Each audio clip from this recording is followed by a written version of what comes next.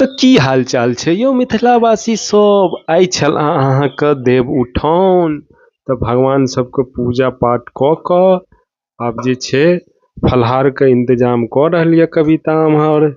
भगवानके भोग वोग लगा कऽ आब जे छै हमसब जे छै आब फलाहार करब। तऽ देखियौ मिथिलावासी सब कविता की पारने यऽ देव उठाउनमे।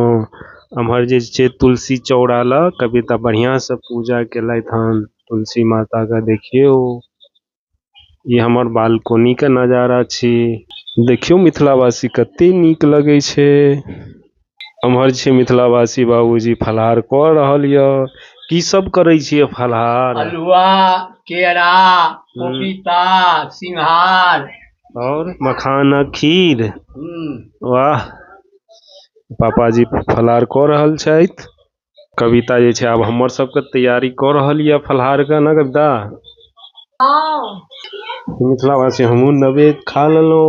आब जे हम कविता मिल कऽ फलाहार करब। कविता जल्दी जल्दी कटैया सेब केला छै, मिथिलाके अल्हुआ फरबैट छै। की कहब मिथिलावासी, पूरा दिल्ली ढूंढलहुँ कतहु नहि मिलल सुथनी। एहि दुआरे केला सेब सिंघारा सब जे हमसब फलाहार करब। उम्हर जे छै अहाँके नारियल रखल यऽ। बाय बाय मिथिलावासी, मिलै छी दोसर वीडियो में।